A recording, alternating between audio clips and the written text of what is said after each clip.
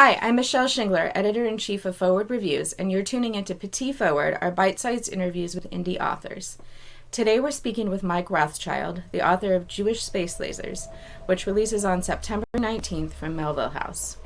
It's a cutting expose of centuries' worth of anti-Semitic scapegoating, often done with one influential family, the Rothschilds, at its center. Mike, thank you for taking the time to speak with us. Thank you. What led you to write this expose of anti-Semitic conspiracy theories now?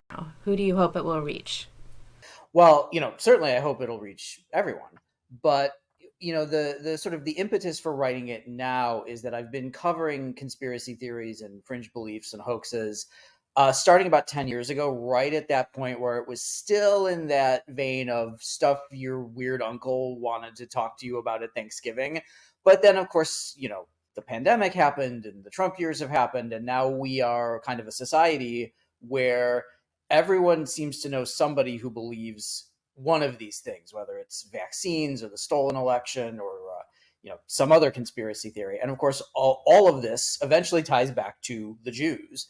And the Rothschilds are seen as the sort of the kings of the Jews. So I've been seeing this name, I've been hearing this accusation for so long. Of course, having this last name, writing about conspiracy theories was probably some poor planning on my part, but what's done is done. So what I really wanted to do was get to why this name comes up over and over and over, why this accusation still persists after centuries, and what is the truth about this family versus what is the myth about this family. What are some of the most absurd charges to be leveled against the Rothschilds? Wow, how much time do you have? The biggest is that there just the idea that this one family has exerted so much control over world events over the last 2 centuries, amassing a fortune of $500 trillion and controlling all of the central banks and funding every war since either the Civil War, the War of 1812, or the Revolutionary War. It sort of depends on which meme you're reading. The sheer size of the accusations that are leveled against them actually sort of makes them more believable to certain people. The more detail and the sort of the bigger these things are, the more that they resonate with a certain type of person.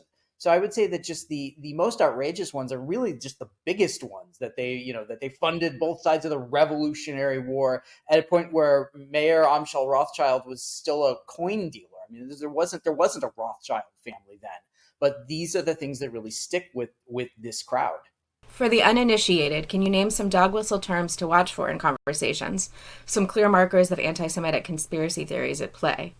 Oh, absolutely. The ones that have gone around for a long time are kind of globalist, internationalist, London bankers, European financiers. You hear a lot about the Judeo-Bolshevik conspiracy. All of those are sort of publicly acceptable terms for Jewish money.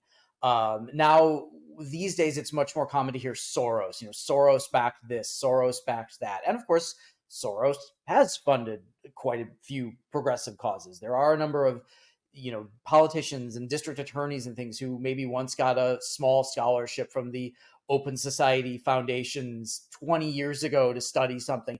That does not mean that they are getting checks from George Soros once a month. That's just not how any of this works. But those terms are thrown around constantly in right-wing media, right-wing solicitation emails, right-wing blogs, also far-left blogs and emails, things like that. So anytime you're talking about kind of worldwide finance, it really does come down to Jewish power. Do you have hope that the minds of QAnon followers, Alex Jones listeners, and people like Kanye West can be changed?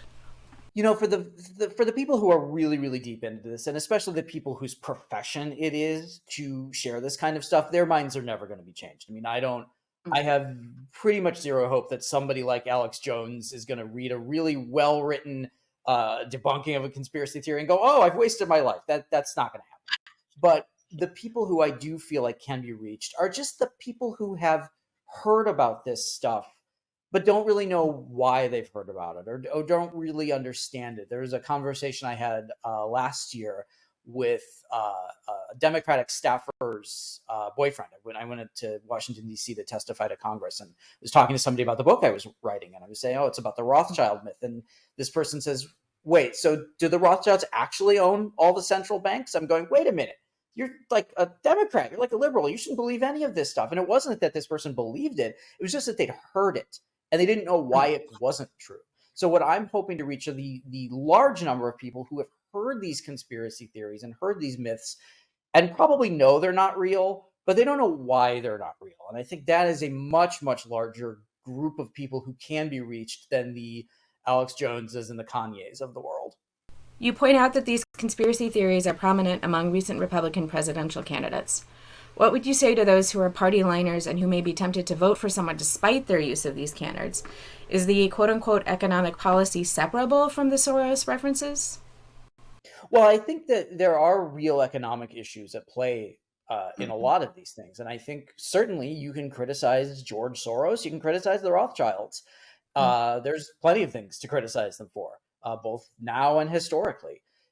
All of that is legitimate discourse, but there is a way to do it without falling into myth, without falling into conspiracy theory. And I think for somebody who is sort of tempted to vote for one of these politicians who talks about Soros this, Soros that, globalist this, globalist that, I think understanding what are they actually talking about? Are they talking about the concentration of wealth at the very top of the economic pyramid?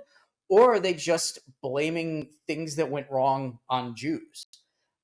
You can absolutely talk about wealth concentration, income inequality, corporate greed, without falling back on these hokey stereotypes that have been going around now for millennia.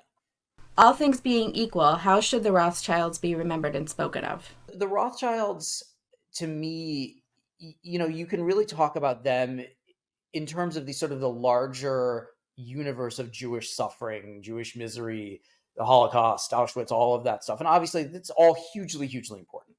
But I think the Rothschilds can also be talked about in terms of their perseverance and their ability to take adverse situations and take advantage of them and to profit from them in a way that has mostly been ethical. And certainly there have been certain things that the Rothschilds have been involved with. And I talk about a lot of this in the book that have not turned out all that well, especially for marginalized communities.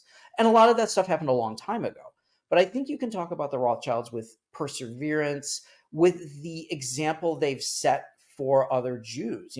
There's an article that I cite in the book very early on, written by Eli Wiesel, who talked about the Rothschilds were this, beacon of aspiration for his, childhood in the poverty of the Romanian mountains. They were a beacon. They were something that you one day could sit at a Rothschild's table. A Rothschild might, come to your humble cottage. So you got to make sure everything's put away and looks clean. You can see them as something to aspire to, and a group of people who kept their dignity and their Judaism at a time when it was much more advantageous to convert, to brush aside the religious aspects of your business. The Rothschilds really clung to it. So I think they can be seen as a beacon of hope, aspiration, certainly their philanthropy, their devotion to Jewish causes.